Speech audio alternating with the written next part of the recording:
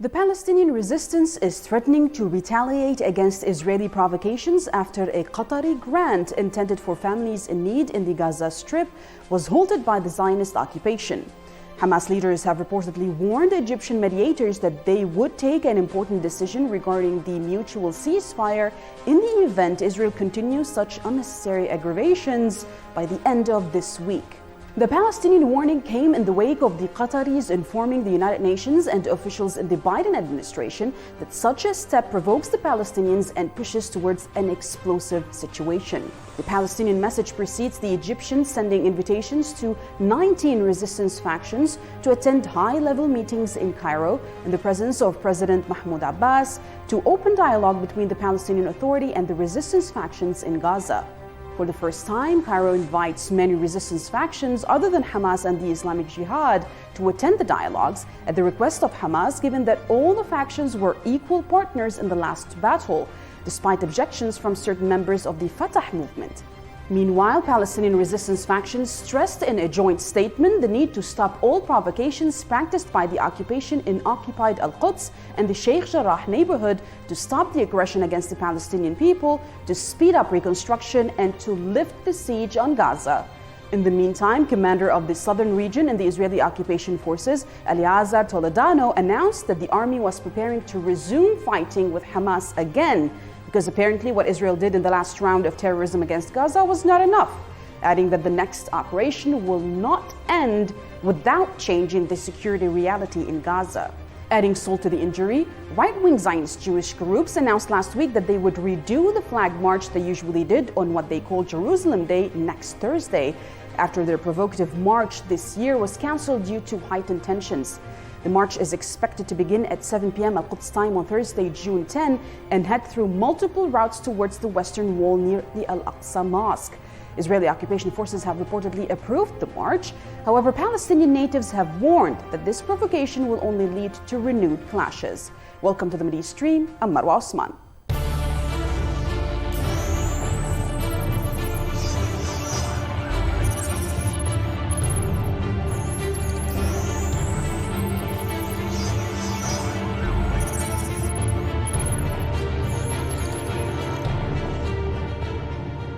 As Palestinian factions prepare for dialogue in Cairo, the invasive scene in Gaza is becoming more complex, foretelling the possibility of another confrontation again in light of Israel's insistence on pushing the Gaza Strip. While all border crossings have been closed since the last aggression, Israel's obstruction of the Qatari fund into Gaza poured fuel on the fire, calling for a strongly worded message from the resistance, in which it affirmed that unless the funds are released by this week, it will be concerned with taking an important decision regarding the cessation of hostilities. To discuss this issue with us from Beirut is Julia Qasim, political commentator. Thank you for being with us, Julia. Now, the resistance factions have informed the Egyptian and the international mediators that the continuous Israeli provocations toward Gaza and its besieged citizens who are to benefit from the Qatari fund or the grant, which Israel is blocking, which more than 100,000 Palestinian families will be benefiting from. It will directly mean a push towards an escalation of the situation in Gaza. Do you think that Gaza can handle another round of the Israeli terrorism and violence? Better question is, can the Zionist entity handle another round of Gazan resistance? And the answer is it knows that it can't. The ceasefire that was called for was a one-sided ceasefire with the Zionist entity basically begging for it, especially after basically receiving news that not only was the Zionist entity brought to its knees when the Gazan resistance barely even exhausted their old stockpiles. But the whole resistance axis was prepared to also come in on the condition that Gaza would, of course, invite them. But Israel was just definitely not ready to face like another round of rockets, including 300 rockets total fired at once, 150 alone at Tel Aviv. So it was terrified then. It's still terrified now. It's trying to even put pressure to make sure that the resistance doesn't respond to its provocations. and its provocations that we've seen in the last few weeks, including the attacks on Al-Aqsa, the harassment of Palestinians in Sheikh Jarrah and Silwan. It's trying to kind of push the envelope as far as to make itself look scary, but immediately stops once it realizes that the repercussions in another round of fighting could lead to its demise, most certainly. They released Muhammad and Muna al-Kurd within hours of detaining them, and this is out of fear. 2 days ago, the Zionist entity canceled the military parade, and today they were too afraid to even wave their occupier flags in Jerusalem.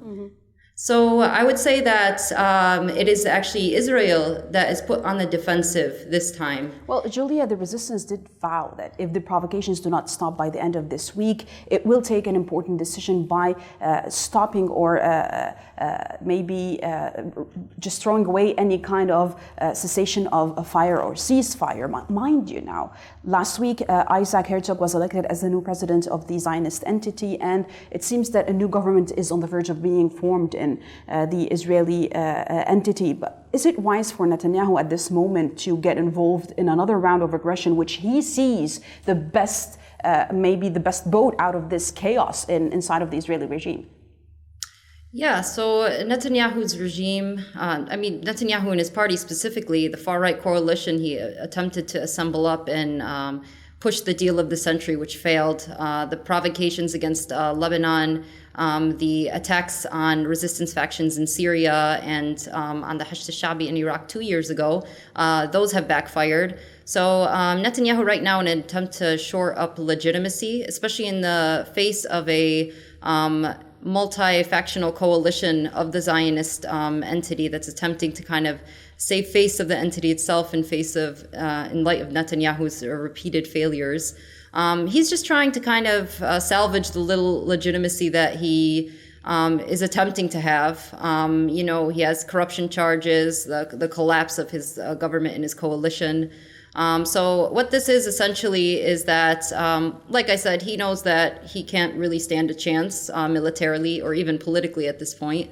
But it's a sad attempt to save face, essentially.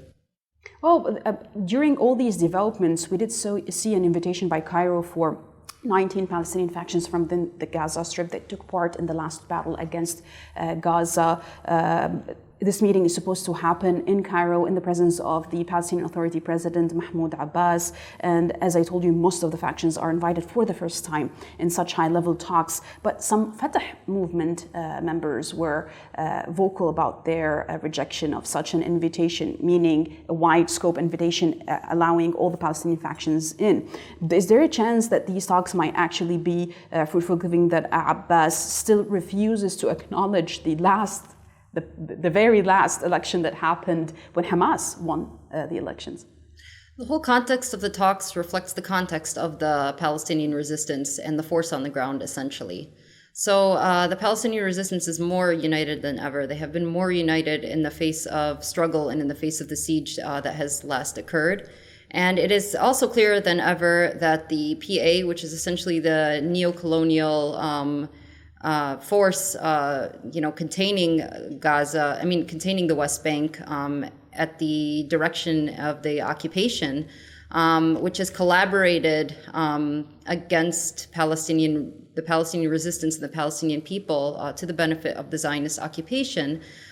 Their legitimacy has completely collapsed. And they, just as Israel is more insecure than ever, so is the Palestinian Authority as a neo-colonial police force that is essentially losing its legitimacy and authority. So, see, in the face of a Palestinian resistance that is essentially more unified than ever, it's just clear that these recent remarks and this bitterness by Mahmoud Abbas and the Palestinian Authority reaffirms its lack of stance at all with the Palestinian resistance and with the Palestinian people. And this is something that's consistent. Well, in the meantime, we had the commander of the southern region of the Israeli occupation forces, his name is Eleazar Toledano, announced that Israel is preparing to resume the fighting against Gaza, and they have in mind that this time they will not allow the security of the resistance to remain intact inside of the Gaza Strip. So we're talking about massacres here, a continuation of the incremental genocide by the Israeli entity against the people of Gaza. Sayyid Nasrallah was very clear. The Secretary General of Hezbollah said in his last appearance that there will be a regional war if the Zionist entity provokes the Palestinian people, whether it is in Gaza or in Al-Quds. But he was very clear, Al-Quds equals a regional war. Do you think that we are on a verge of the biggest war that this region has ever seen? You know, I think that I'm positive that the Zionist entities talks right now, you know, it wanting to be provocative. It's just empty talk, essentially, because it understands, and the resistance has made it clear, Yahya Sinwar of Hamas and Sayyid Nasrallah have made it very, very clear, along with other leaders of the resistance axis, that there is full support and coordination from all members of the resistance axis to the resistance factions in Gaza. And this will be furthered into a complete campaign to liberate Palestine and Al-Aqsa, should Israel fall completely through on its provocations and wage another attack of the same nature. We're to see that becoming more clear by the end of this week. But it is definitely clear that the Zionist entity, though they do not want to have any kind of provocations that's going to make them instantly lose, they still kind of want to save face. I mean, the entity begged for a ceasefire just because settlers, were tired of running to bunkers. Mm-hmm. So right now, it's just a balance that the Zionist entity is trying to have of saving face and trying to make itself look like it has any legitimacy left, which it doesn't, can ensure any protection of its illegal settlers, which it can't.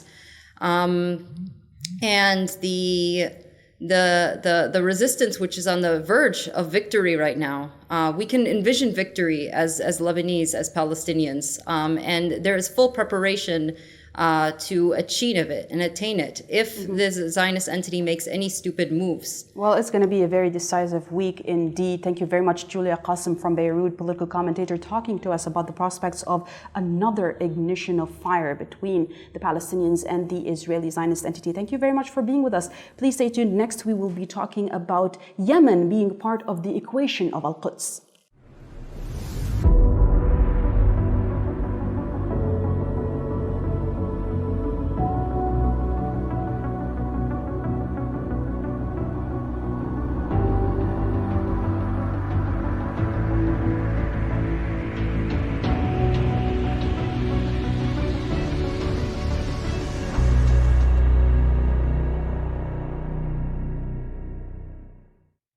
Now, leader of the Ansarullah movement, Sayyid Abdul Malik al-Houthi, announced that the Yemeni people are part of the deterrence equation established by regional resistance in linking the Israeli threat towards Al-Quds to a regional war. Sayyid Houthi criticized the Saudi and the Emirati media and their shameful handling of the recent Israeli aggression on Gaza, while praising the Iranian position.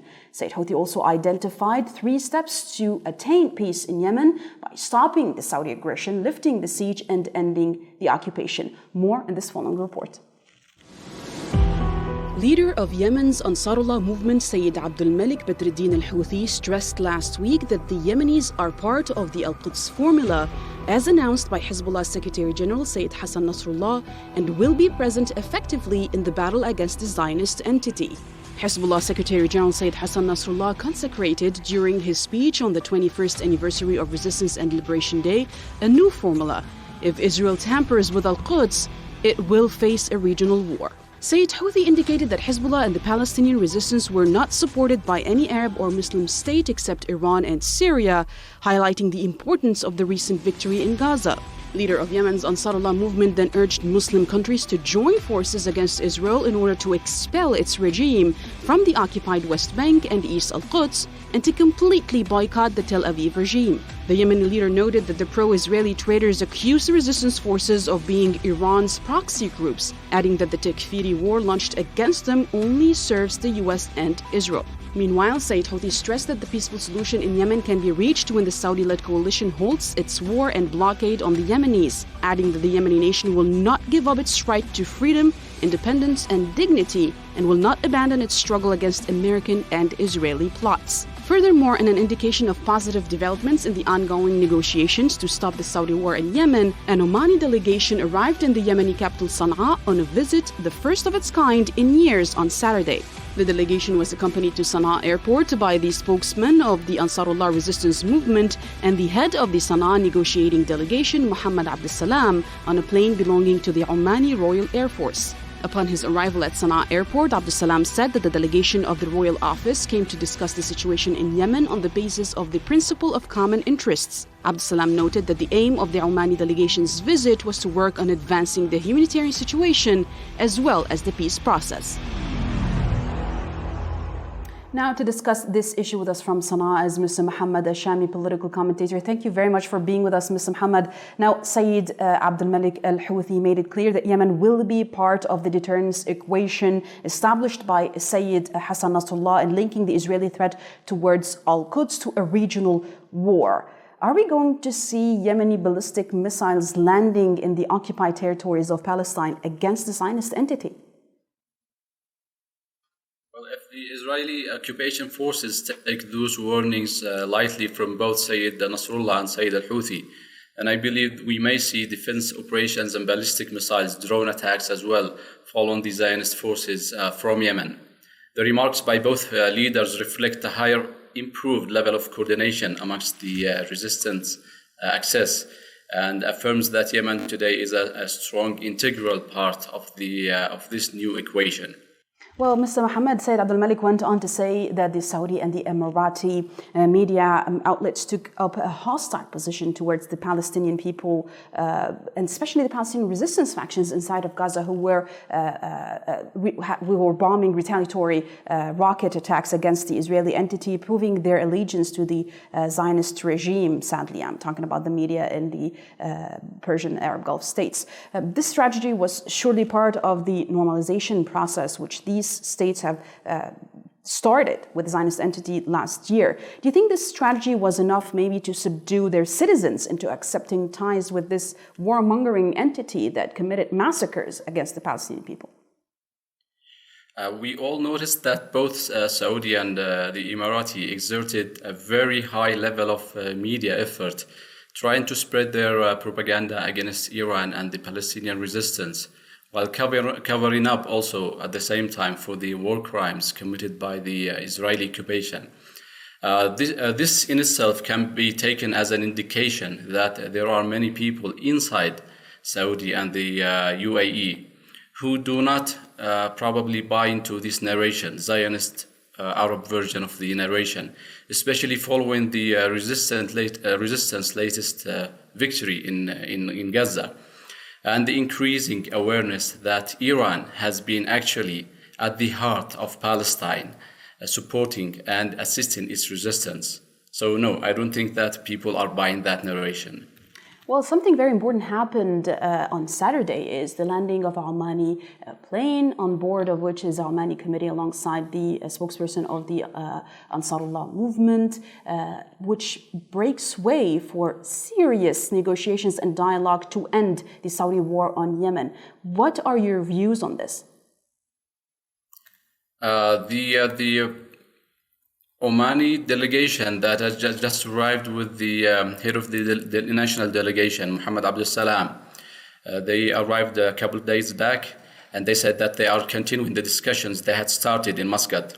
Muhammad Abdussalam did not comment much about it, but he implied in his brief comments that they will be discussing first the humanitarian issues, and hopefully if the coalition is serious about it this time, then this may lead to opening other discussions leading to complete ceasefire and bringing back peace to Yemen. We hope that they are serious about it this time. It all depends on Sayyid Abdul Malik al-Houthi did identify three very important steps for peace in Yemen, which include stopping the Saudi aggression, lifting the blockade and the siege of the Yemeni population, and ending the occupation. He means the Saudi and the Emirati occupation of Yemeni land. Mohammed bin Salman has turned several opportunities down that would have made this halting of an aggression at least somewhat easier than bringing it to this level right now. What is Mohammed bin Salman really counting on that would secure him a political gain, which for the past 6 years he had never been able to attain on the field, in the battlefield of Yemen? Well, let's agree on one thing first. Saudi has lost its military war in Yemen. On the other hand, Yemen counterattacks are becoming more severe, more frequent, and more painful. So what are the options for Saudi? Causing maximum humanitarian damage to 30 million people. And that's what they are trying to do. They use that to negotiate military terms. For example, they say, okay, we will release you some of the fuel vessels, provided you stop advancing towards Marib, which is ridiculous. Sayyid Abdul Malik met the UN representative, Mr. Martin Griffith, last Sunday, and he warned him against continuing to exploit the humanitarian issues of the people. And he affirmed that this will not get them any gains, political gains. And he said that if they continue this, it only means that they are not serious about bringing back peace to Yemen or ending their war.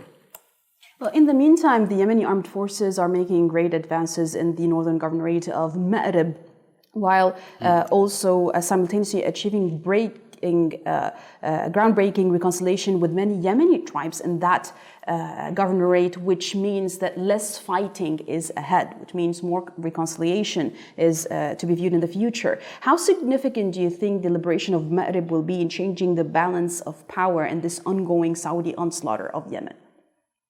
It's very important. The liberation of Marib can significantly alter the whole political terrain and most probably will determine the subsequent outcomes for years to come.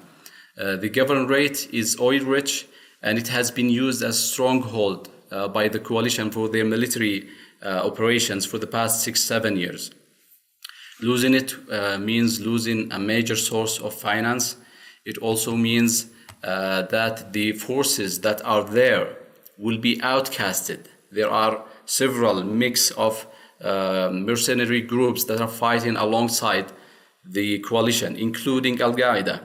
And if they are outcasted from Marib, they will not have an alternative place to be in. If they go towards the south, they are not welcomed. And that will further complicate the problems that the coalition is already facing with its different factions there. But would you think that a liberation of Ma'rib would actually complicate the dialogue, the peace process in Yemen?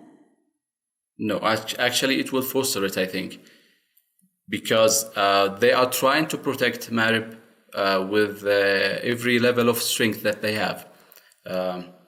I think it will be a very good gain because they will not have any more strong points to negotiate on.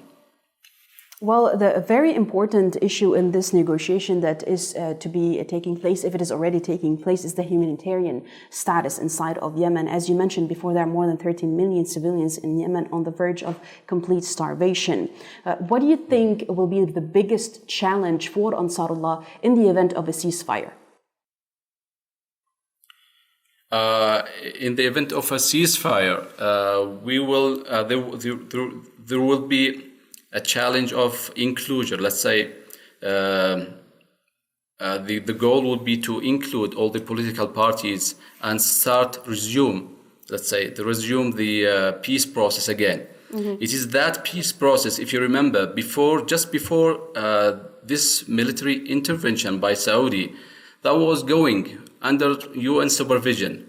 And almost the ex-UN representative Jamal bin Omar said Yemenis were about to reach a historical consensus, a peaceful agreement, when this military action started on March 2015. So if they stop their aggression, I think it would be less of a challenge to resume that peace process and include everybody, but in terms of level terms, not with domination coming from Saudi or the US. Mm-hmm. Well, I want to thank you very much, Mr. Mohammed Shami, political commentator who joined us from Sana'a to talk about the prospects of talks, negotiations, and complete cessation of a war against Yemen, and also the inclusion of Yemen in the Al-Quds versus a regional war equation set up by the Secretary General of Hezbollah, Sayyid Hassan Nasrallah. Thank you very much for being with us, Mr. Shami, and thank you for watching. Please stay tuned next week for more from the Mideastream.